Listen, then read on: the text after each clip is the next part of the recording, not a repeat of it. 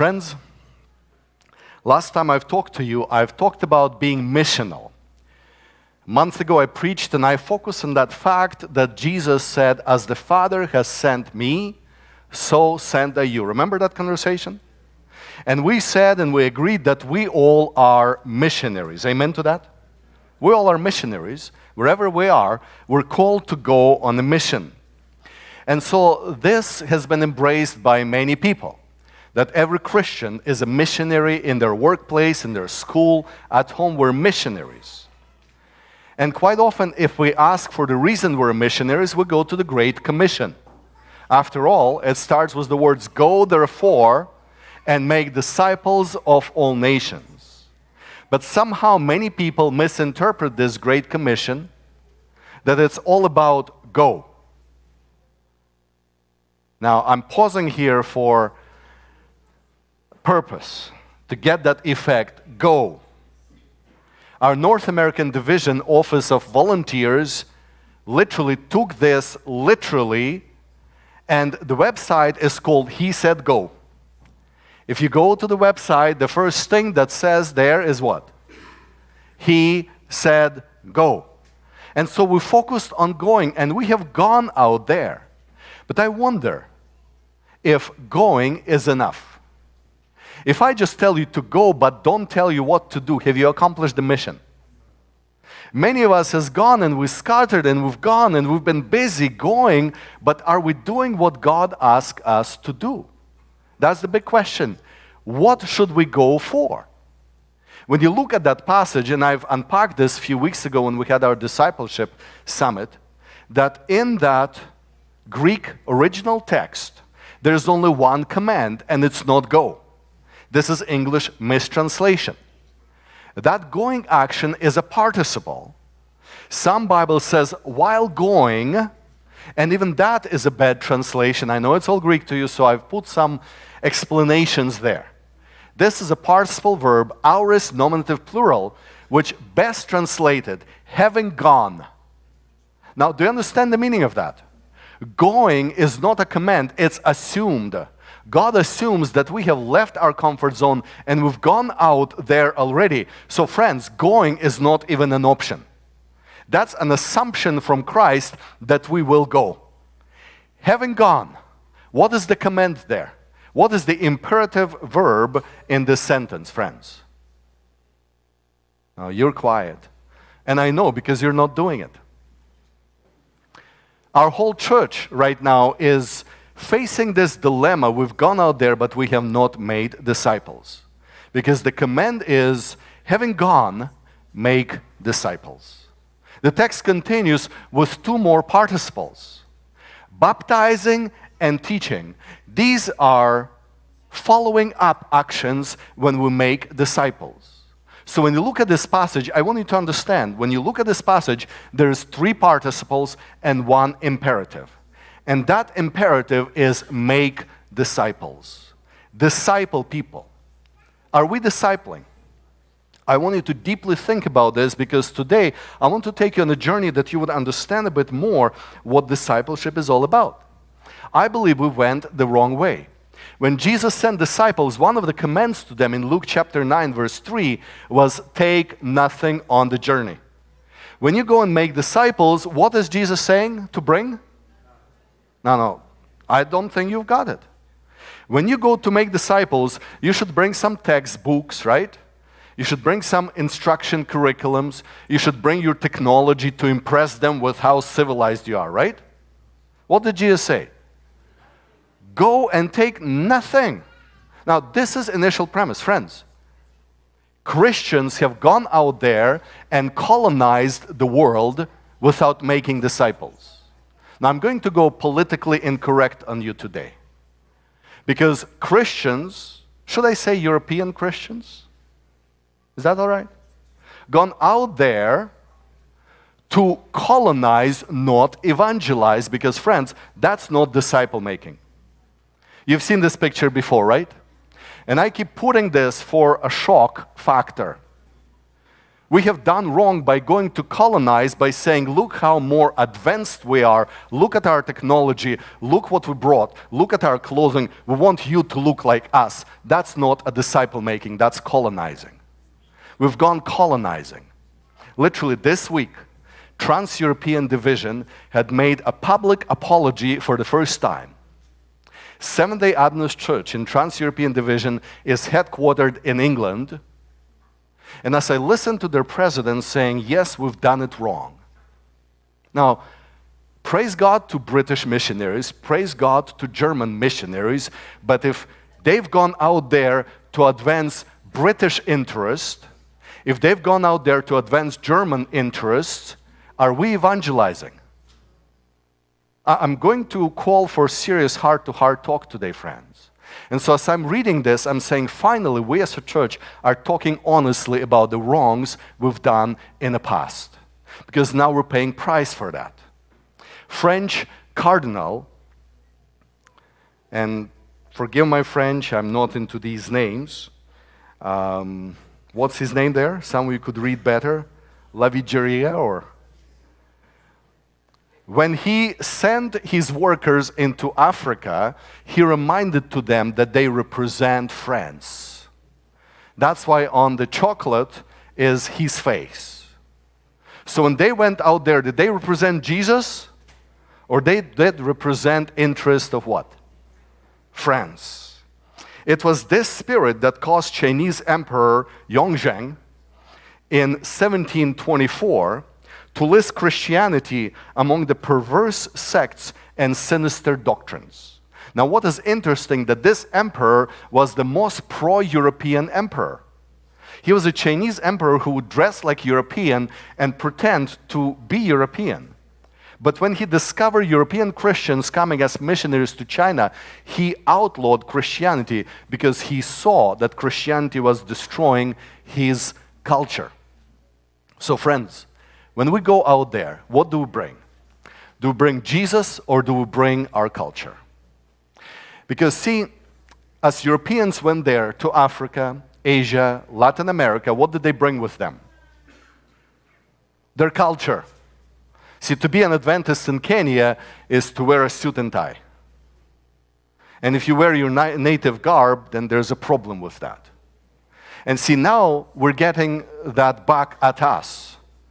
Because here in North America, as a pastor, I want to lose my tie, and do this and just relax a bit. But all my African brothers who are moving back from Africa are saying, you can't do that. You need to wear a tie. That's not appropriate in church, you see? Friends, even as we plant churches here, I want to tell you straight. Don't impress me with your Jamaican experience, even though you have Prime Minister and Governor General Adventist. Don't impress me with Kenyan or Rwandan or Ukrainian experience. I don't want a cultural church. I want church of Jesus Christ. And I'm saying this on purpose today, because the command was to go and make disciples. I don't want your cultural experience, I want Jesus. Because Jesus told us to do what? To go and make disciples. And when he went making disciples, he was like one of them. He did not colonize. He did not come to overtake their culture and impress them with something totally alien. The true incarnational principle was he came as a baby born into specific culture. Now, when I travel the world, I find something strange happening. This spirit of colonization takes even fast food with them. I don't know if you could read that, but you recognize what that is, right? Now, this is Pizza Hut in Moscow, Russia. Do you remember Mikhail Gorbachev? He's the one who actually advertised Pizza Hut. I don't think in any culture or country president would do an advertisement for Pizza Hut, but it happened in Russia. So when I go to Russia, guess what? I don't want to go to Pizza Hut. I've got it right here in Canada. I want to go to their local Kroshka Kartoshka. I want to get the experience of Russia when I go to Russia. Is there anything wrong with that? When I go to Chile, I want something local Chilean. When I go to Nicaragua, I want real Nicaraguan food. And guess My frustration. I come to Nicaragua and I ask them to take me out to eat, and they take me to McDonald's, to Subway. I'm not interested in that. I want to experience your culture, your real culture. Now here's where I'm going with this. When Jesus says go, he said go with nothing. Don't bring your technology, don't bring your culture, bring Jesus with you wherever you go. I know some of my Russian friends probably, or Ukrainian, want to have kroshka kartoshka right now. But here's the problem. Sometimes we get so stuck in the rut that we cannot get out and do four-wheeling outside of that rut that's been there. For some people, the only way to do church is business as we know, as we got used to it, as we've done forever. Let me illustrate. Young people said want to do church on campus. They go and they do church on campus, and guess what they do at church on campus? The same thing we do here at church at 11 o'clock. What's your problem? You want to do something innovative, do something out of the box. Don't repeat what we do in church.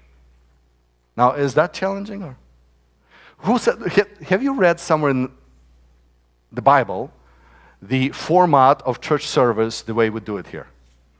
Is it sacred? When I met with the elders, first thing I told the elders at the elders meeting that the format of worship is not governed by the church manual or by the church doctrine. It's something we invent of this is how we're going to worship, you see. But we get so stuck in a rut that even if we have liberty to drive off-road, we still do the same thing.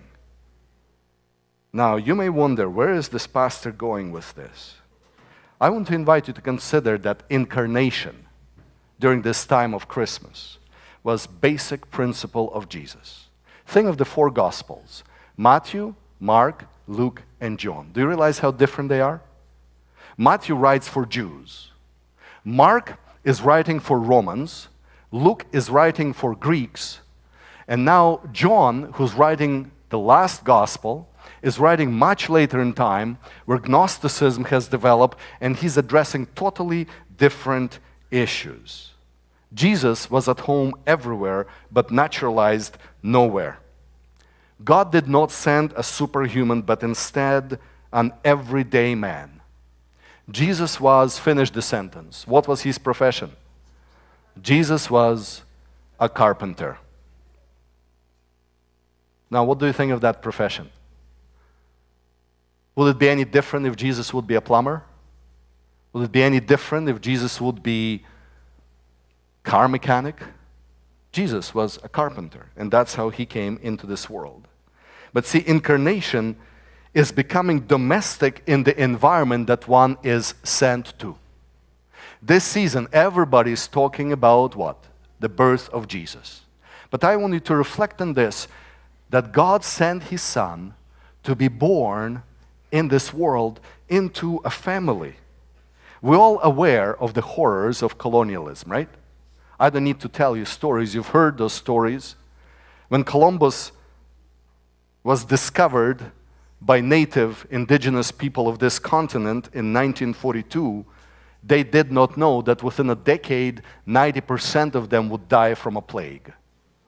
And that's why it necessitated the transatlantic slave trade, because the European conquistadors just destroyed the local population here, so they had to import Africans because they're more resistant to the viruses, because they had a longer encounter with Europeans. But when you think of that, it happened in different parts of the world. For instance, no one is aware that there is a whole island of Tasmania where there's not a single indigenous person lives today of Tasmanian origin. When Tasmania was colonized, every single person of Tasmania was killed, destroyed by Christian colonialists.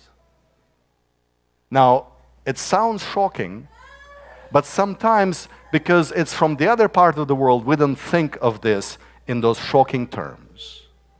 Friends, to many of you, the church as you know it has nothing to do with Jesus, but has everything to do with the colonial culture that exposed you to Christianity. Did you hear what I'm saying? Many of your ideas of church have none to do with Jesus or the gospel, but the colonial culture that exposed you to Christianity. In the 20th century, there is another attempt to colonize part of the world. But this time, it came close home. A West European nation decided to colonize East European nation. And some of you know what I'm talking about, right? The German invasion of Eastern Europe, particularly of Ukraine, Belarus, and parts of Russia. The atrocities were terrible. And us, believers from that part of the world, at some point were offended with singing German hymns in church because they came as colonists.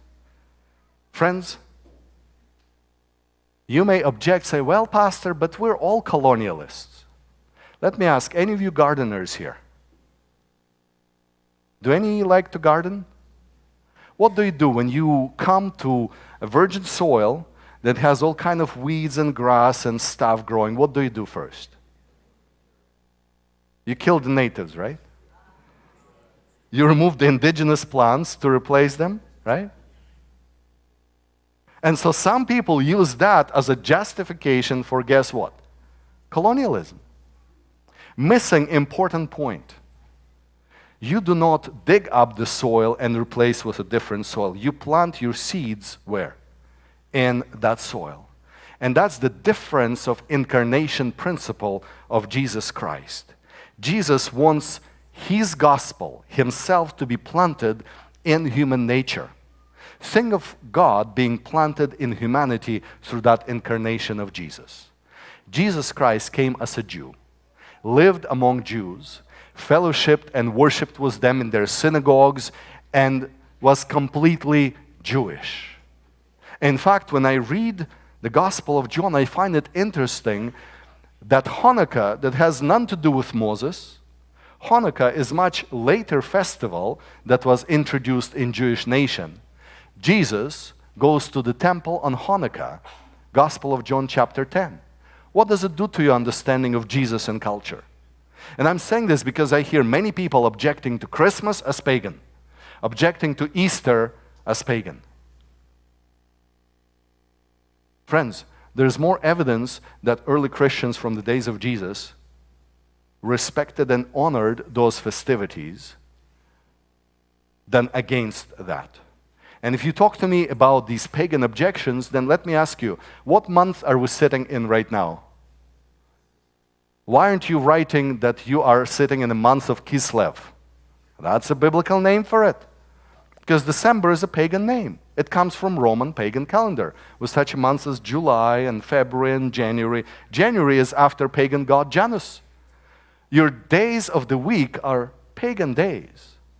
But see, the culture of the Bible was not rejecting the culture, but stepping into the culture.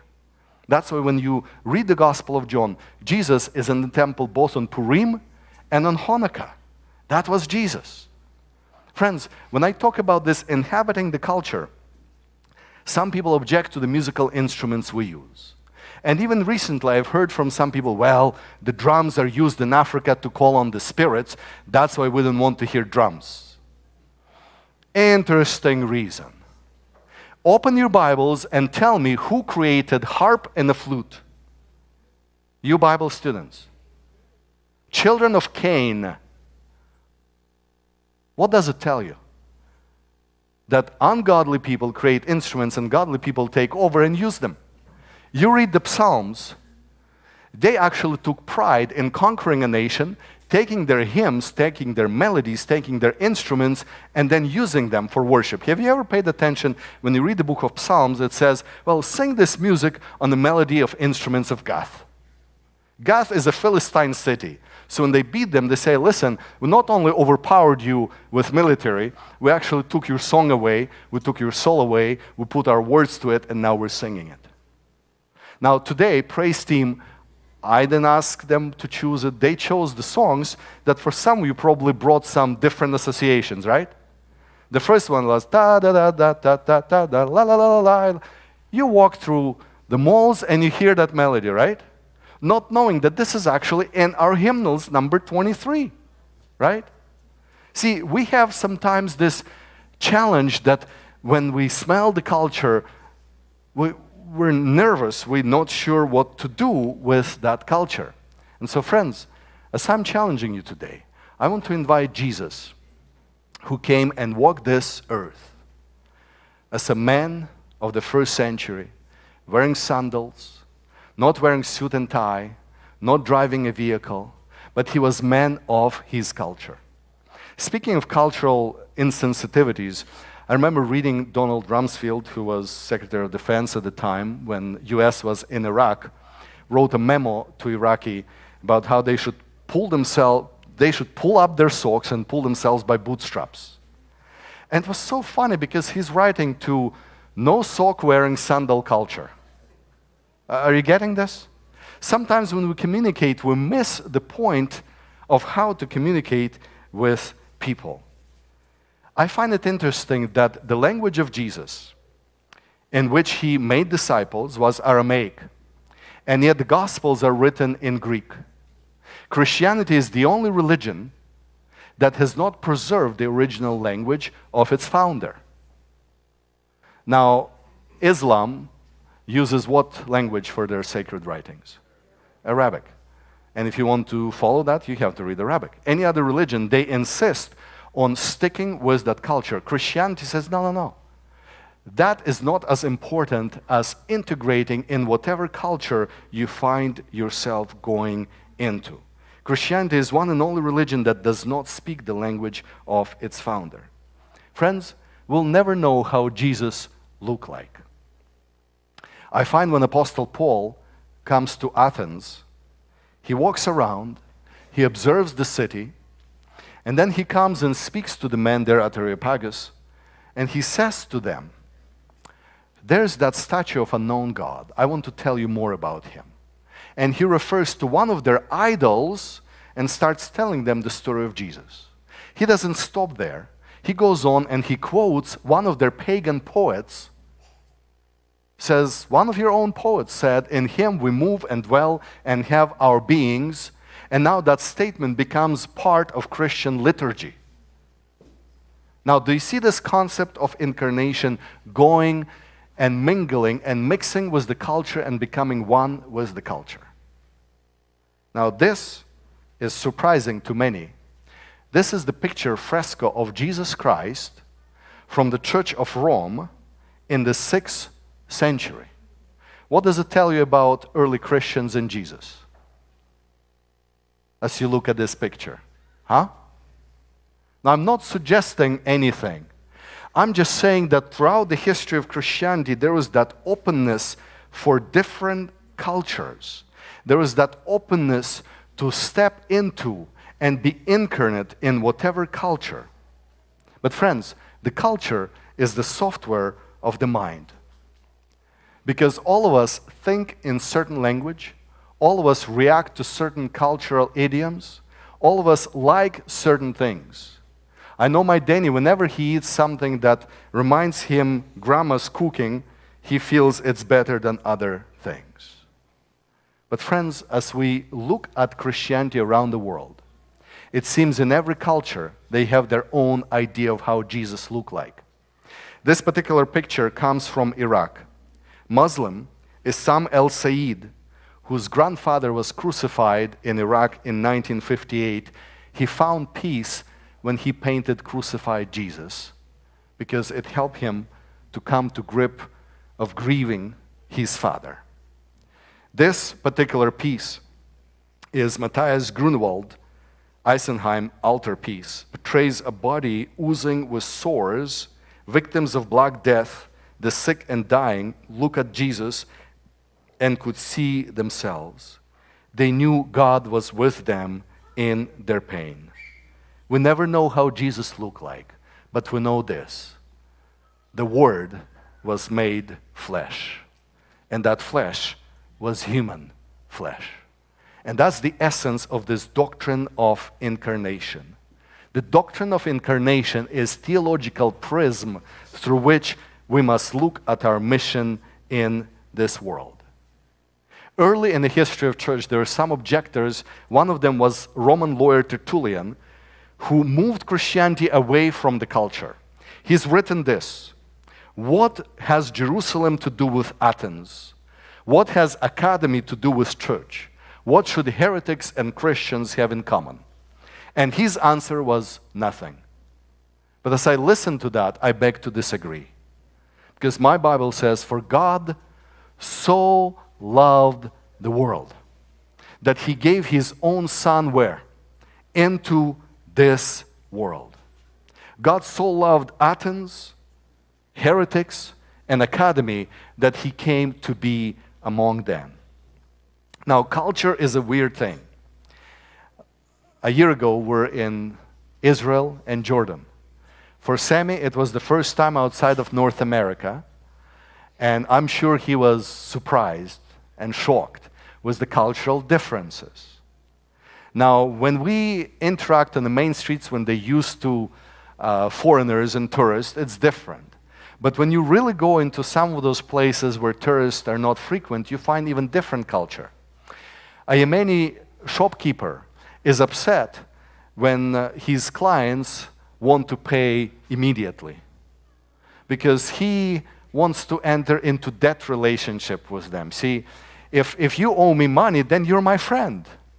Then we have favor, for each other. So why do you want to pay for me? You take this, pay for me later.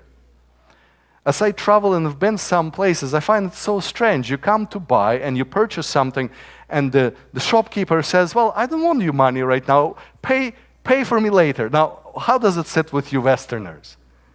You let me go, I'm never coming back. No, for them, no. I want to have a relationship with you. You come, you buy the stuff, you don't have to pay for me now. You come back a week later, pay for me later. It goes against the grain for us, right? But friends, the cultures that we face are different. In fact, some cultures would make you scream silently. Some cultures are so shocking that just make no sense. I'll start with a simple example. If you go to Japan, talk to your brother. The fridge is not in the kitchen, but in the living room. Yeah. Why? Well, because your friends are in the living room, and your friends should have a fridge privileges, so they could open the fridge and take the cold drink and do other things. Yeah, see, fridge is not a kitchen thing. It's something that is in the common area where the guests are. Now, you look back into some Christian cultures. In the 19th century England, they would add extra train carts to transport good Christians to a special festivity out of town called executions. 17th century France, people would have fun watching cat burning. Now, that's Christian France, because somehow they believe that cats were embodiment of evil. And so good Christians and royalty would sit there and watch cats lifted and lowered into flames. Now, some of you are already being upset at me telling these examples. But think about Asian culture.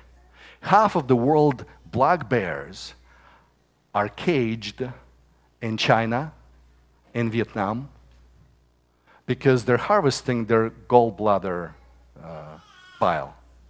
And so they have catheters stuck in them, and they're just constantly dripping that, and that is collected. Now, what does it do to you? Cultures are strange. Now, could we come and say, listen, I'm here to change your culture? Would people listen?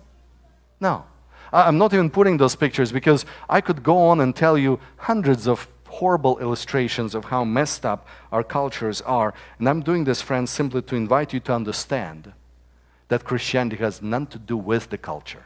Christianity should be able to step into the culture to make a difference, but do not bring your culture as a cultural norm. Because see, some churches are in that high church and they're catering to elite. Some churches, especially evangelicals, cater to celebrities. Jesus Christ was different.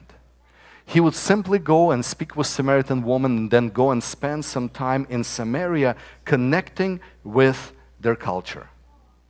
Wherever there is a culture, gospel wants to plant a church in that culture. The commission is to go into every ethnos. And friends, that's not just nations, it's into every people group. Think of our Windsor today. Are there people groups that are not reached by us as Adventists? Huh? Yeah. Think of bikers culture. Do you know any bikers who are Seventh-day Adventists? They are people group. What would it take for the gospel to reach there? Now, I'm not mentioning any other people groups because some of you may get upset for even venturing there. But there are people groups in this city that are not touched or reached by the gospel as we know it.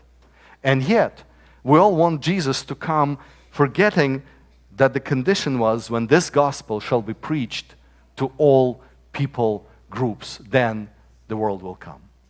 It's interesting that Jesus used this example. It says the kingdom of heaven is like a yeast that a woman takes and mixes in 3 measures, about 60 pounds of flour, until it permeates the whole thing, right? So the gospel is not some dry loaf of bread that has to be preserved. It's a yeast that is put to permeate everything. Here's another example for incarnation. And to me, this is the best. Because the Latin word incarnation comes from these 2 words. In carne. What is carne? Meat, right, the flesh.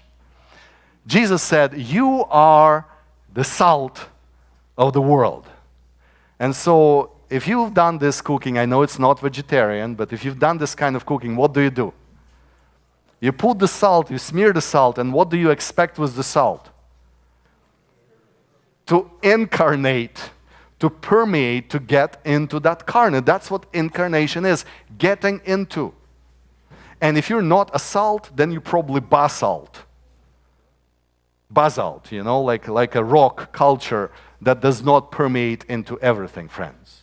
I want you to start thinking during this season of Christmas about incarnation of Jesus. Some people are concerned, how far do we go? Do we really mix with the culture and become like them? No. Jesus prays, and in chapter 17 he says this: you're in the world, but you're not of the world. And so the best example is the boat. Boat is where? On the water, but it's not of the water, and the water should not be where? In the boat.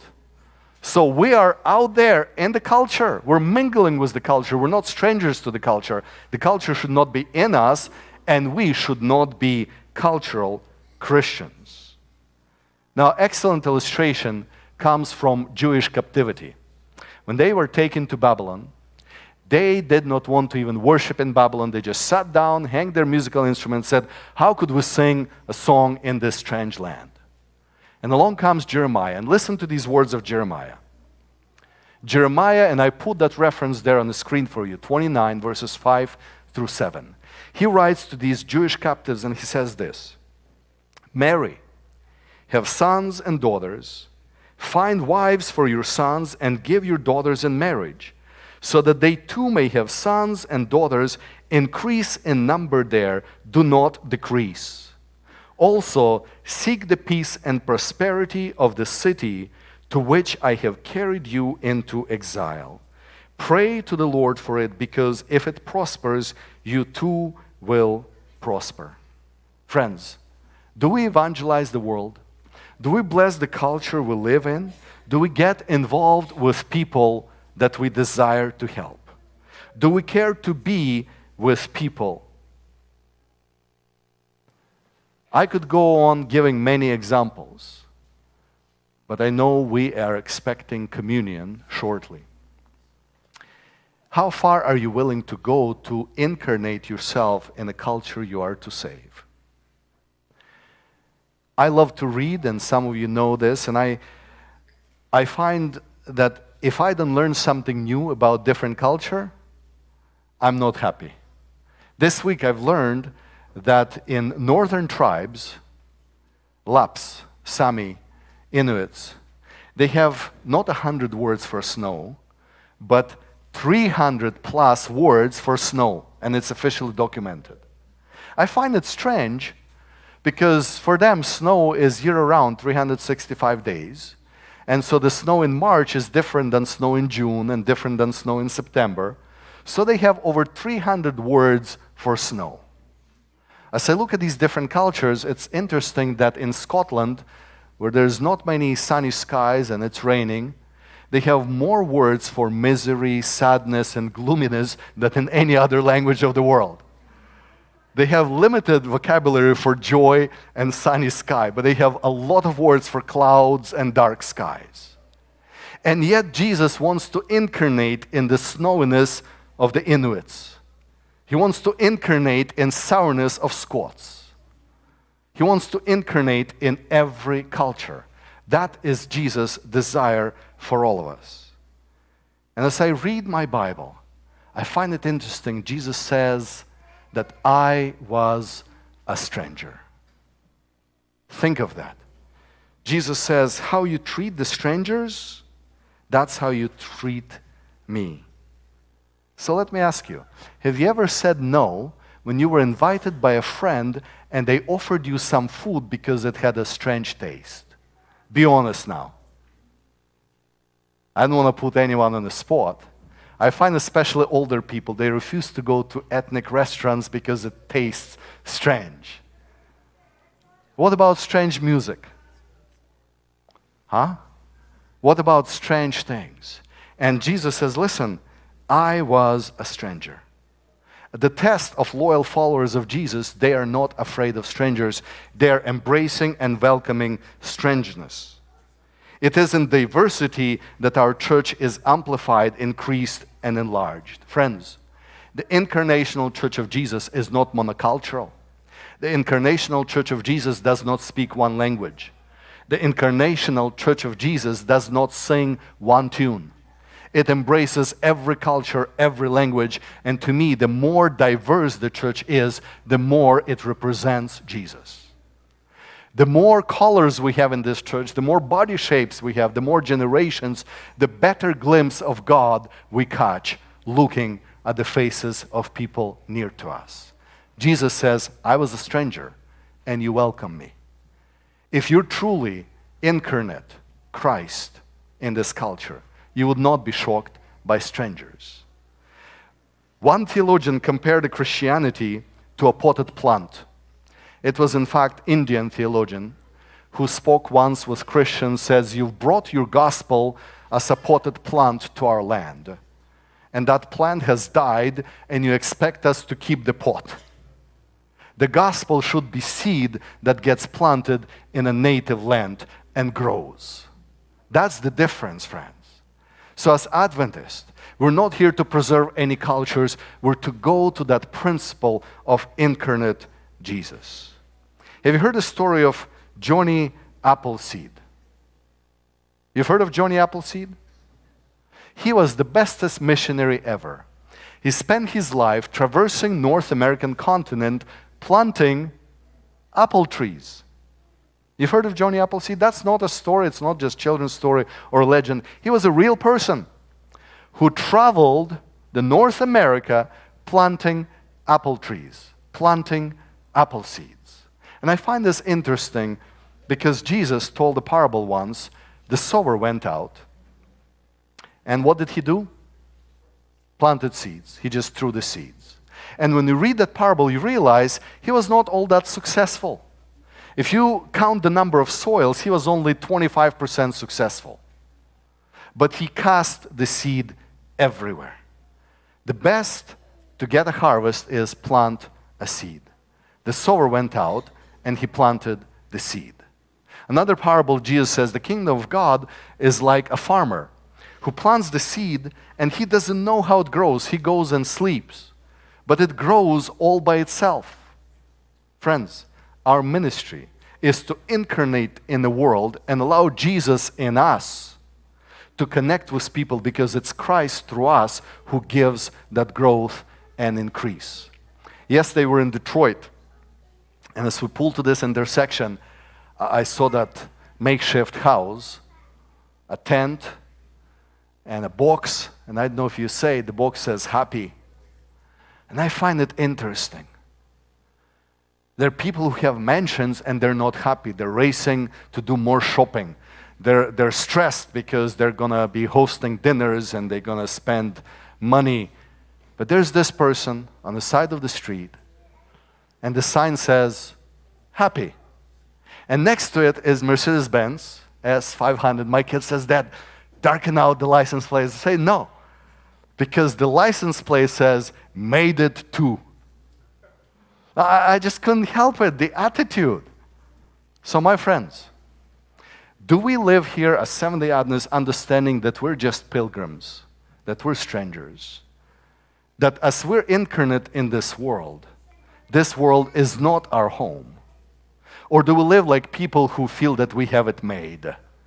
That we have it made and we have arrived and this is it for us. Incarnation of Jesus. This is Christmas season. There are many monuments around the world of homeless Jesus sleeping on a bench. Have you seen those? It started somewhere and then it got caught up in a trend, and so in every country of the world and all over the place there are these statues of homeless Jesus sleeping on a bench, sending the message that Jesus did not come for the elite. Jesus didn't come to select few. Jesus came for everybody. This is Jesus who left the glory of heaven and came to this earth to be incarnate. This Thursday, I was blessed to see Colin Vassell and his family feeding people at Street Help. I came with Danny, and those were 2 happy hours. We got to give them juice. Others stayed longer and worked harder and cooked all kind of chili and things to serve them. And I thought to myself, where would Jesus be if he would come today? Would Jesus just come and hang out with us and disappear, or he would go out there and minister? Because here's the incarnation challenge from Jesus. Whatever you did for the least of these, you did it for me. I want you to think of this. When you see street people, could you picture Jesus in them? In being Jesus, we find Jesus. I want you to reflect on this simple sentence. In being Jesus, we find Jesus. If you want to leave this church or leave your home and go there and save some lost souls, don't. Stay, please. Don't mess up the gospel. It's already messed up by colonizing attitudes. But if you recognize yourself as a poor beggar in a need of help, who found the bread of life, and you want to go and share that with other beggars, then go. If you understand that going out there, you're simply going to share the joy of Jesus in your life with others, only then you're ready to go. Because friends, when we become Jesus, when Christ in us, the hope of glory, becomes incarnate, then we meet Jesus wherever we go. And whatever people we interact with, we understand that Jesus is already there.